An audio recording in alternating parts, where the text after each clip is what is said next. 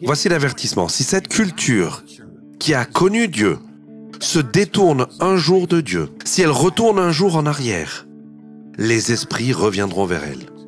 Les dieux, les mêmes dieux ou les esprits qui ont été représentés par les dieux, reviendront, ceux qui ont été chassés, reviendront, et ils reviendront pour reprendre possession de la maison.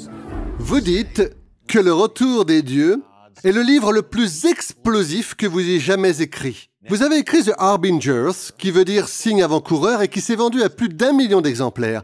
Mais vous dites que c'est le plus explosif. Pourquoi dites-vous cela? Que révèle Le Retour des dieux? Oui, c'est un mystère qui affecte tout ce qui se passe en ce moment dans notre monde, dans notre culture. Et si derrière tout ce que nous voyons, les changements de l'Amérique, ce qui arrive aux enfants, ce qui arrive aux médias, si derrière cela se cache un ancien mystère qui remonte aux tablettes de l'ancienne Mésopotamie, et si derrière ces dieux dont nous entendons parler, là où on se dit « ok, c'est de la fiction », et qu'ils le sont bien sûr dans un sens, mais s'il y avait une réalité dans cela, et s'il y avait en fait des êtres liés à ceci, et qu'est-ce qu'ils sont? Qui sont-ils? Et s'ils revenaient à notre époque, que se passerait-il? Et s'ils étaient des agents invisibles derrière tous ces changements qui ont lieu dans les salles de classe, qui ont lieu à la télévision, qui ont lieu sur nos écrans d'ordinateur, qui ont lieu à la Cour suprême? Et si cela se cachait derrière des choses comme le signe de l'arc-en-ciel, comme ce qui arrive au genre, ce qui se passe dans tout et qui affecte tout le monde, et si l'une des principautés ou l'un des dieux se manifestait en fait à New York, non loin de l'endroit où nous nous trouvons en ce moment. Et si cela se produisait, et le fait est que cela se produit, c'est réel, ça vient directement de la Bible. Le livre l'explique. Quand nous parlions avant, quand j'ai partagé cela pour la première fois, celui qui me parlait a dit « Ceci explique tout ». Eh bien, nous y sommes tous confrontés. Tous ceux qui regardent en ce moment même y font face. Chaque famille y fait face. Chaque parent y fait face. Nous y faisons tous face dans nos vies.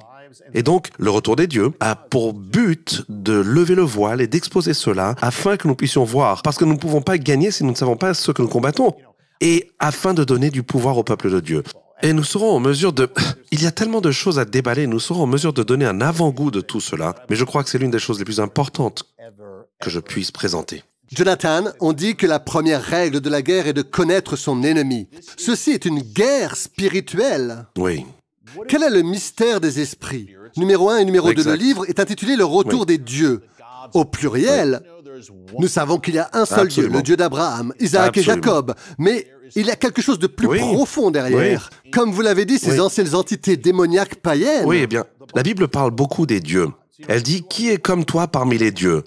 Le Seigneur dit « J'exécuterai le jugement contre les dieux ». Il y a beaucoup à dire à ce sujet. Alors, que sont les dieux? Eh bien, tout d'abord, dans le monde entier, il y avait des dieux. Je veux dire, dans le monde entier, dans chaque culture, c'est un phénomène assez étrange. On adorait des dieux dans toutes les cultures. Alors, pourquoi et qu'est-ce que c'est? Pourquoi est-ce universel? Eh bien, la Bible nous donne la réponse. La Bible dit dans le livre de Deutéronome et dans les psaumes, il est dit « Ils adoraient ou même sacrifiaient leurs enfants aux dieux », mais le mot qu'elle utilise est le mot « shedim ». Le shedim, c'est dans le livre aussi. Que sont-ils? Le mot shedim signifie entité, être, des êtres spirituels. Dans l'ancienne Babylone, on disait qu'ils pouvaient être bons ou mauvais, mais la Bible dit non, non, ils sont seulement mauvais. C'est donc le shedim, et ce n'était pas seulement le fruit de l'imagination des gens. Maintenant, il y avait de l'imagination et tout ça, mais c'est ce mot. Et quand il a été traduit par les rabbins en grec, ils ont choisi le mot daimonia, dont on tire le mot démon. Et ce mot est en fait celui que Paul a utilisé quand il a dit la même chose. Il a dit « Ce que les gentils, les païens adorent, ce qu'ils font, ils adorent en fait le daimonia ou le shedim. Ces entités derrière les dieux sont des entités. Donc ce que cela dit, c'est que, encore une fois, non pas que la mythologie soit vraie bien sûr, mais que parfois la mythologie de l'homme pourrait suivre ce que sont ces choses. Et ces entités, les démons, peuvent en fait utiliser la mythologie.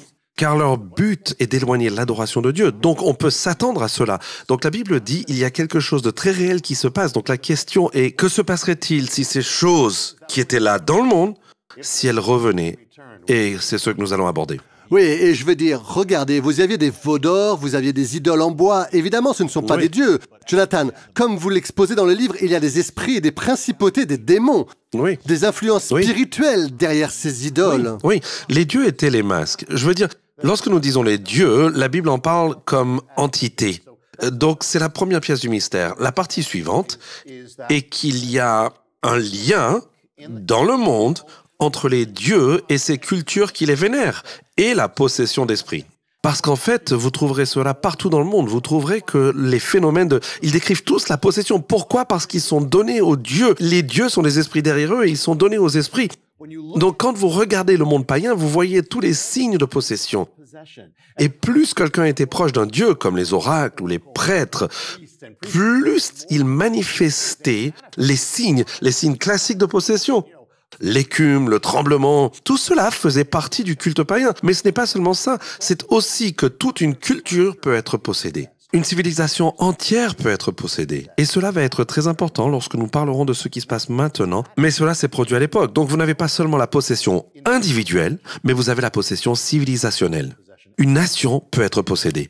Et c'est ce que nous allons aborder. Eh bien, je pense aux Babyloniens, aux Assyriens, les Romains, les Grecs. Jonathan, toutes ces divinités païennes qu'ils adoraient. Mais finalement, vous exposez dans le livre qu'ils étaient sous l'emprise de une possession démoniaque, d'une culture, d'une société, d'une civilisation. Mais finalement, ces dieux sont partis. Et c'est une des raisons pour lesquelles le livre s'appelle Le Retour des dieux. Oui, c'est exact. D'où sont-ils revenus? Où sont-ils allés? Comment ont-ils fini par partir du monde antique? Oui, une seule réponse, Jésus. Une seule réponse, le Messie est Dieu. Il est venu dans le monde. Maintenant, la seule partie qui n'était pas, que l'on pourrait dire qui n'était pas possédée, était Israël. Et quand Israël s'est détourné de Dieu, ils y sont entrés aussi. Mais même ce que nous appelons la civilisation occidentale, notre civilisation, elle était possédée à l'époque. Donc ce qui s'est passé, c'est que Dieu est venu. Le Messie est venu. Il avait le pouvoir en grec, il est dit ekbalo, chasser, pour chasser les esprits. Eh bien, cela signifie également les dieux aussi, parce que les dieux étaient liés aux esprits. Et donc, ce qui s'est passé, c'est que lorsqu'il a envoyé l'évangile dans le monde, ils allaient dans le monde païen. Donc, vous avez un choc entre Dieu et les dieux, l'esprit et les esprits. Et c'est pourquoi, lorsque vous lisez le livre des Actes, ce que vous voyez, ce clash, Paul est suivi par une femme possédée. Il y a une tumulte dans une ville au sujet des dieux. Et donc vous avez un clash, vous avez une persécution. Maintenant, la guerre contre les chrétiens était la guerre des dieux. Alors on leur disait, adorez les dieux et on ne vous tuera point. C'était une guerre des dieux. En fait, la grande persécution de Rome a commencé par cet oracle. Cette femme possédée dans le temple qui a donné la direction pour faire cela. Donc c'est une guerre. Donc ce qui s'est passé, c'est qu'avec le triomphe de l'évangile et le départ des dieux, les temples sont devenus vides. Ils étaient partis, ils étaient débarrassés. Donc si les dieux sont partis, cela signifie aussi que les esprits sont partis. Ce fut le plus grand exorcisme de masse de l'histoire du monde. Et chaque fois que l'évangile est arrivé, c'est ce qui s'est passé. Et c'est unique. C'est pourquoi la civilisation occidentale est unique. C'est la seule civilisation qui a été exorcisée. Mais maintenant, la question est de savoir ce qui se passerait s'il revenait. Et il y a en fait un mystère qui est dans une parabole que le Messie a donnée qui débloque la clé. Le livre s'appelle Le Retour des dieux. Comme vous pouvez le deviner jusqu'à présent, c'est un livre révolutionnaire et fascinant pour notre époque. Si vous lisez couramment l'anglais, vous pourrez le commander sur Amazon en version Kindle, sous le titre The Return of the Gods de Jonathan Cahn. Parlez-nous maintenant de la Maison des Esprits. Et pourquoi cela est si crucial pour percer ce mystère que vous dévoilez dans ce livre? Oui, rappelez-vous que le Seigneur a donné une parabole et qu'il a dit, si un esprit quitte un homme, il va errer cherchant une place, mais s'il ne trouve pas de place, il dit, je vais retourner dans ma maison. On parle du gars. Il y retourne, la trouve toute propre et en ordre et vide. Alors il dit, vous savez quoi, je vais emmener mes amis.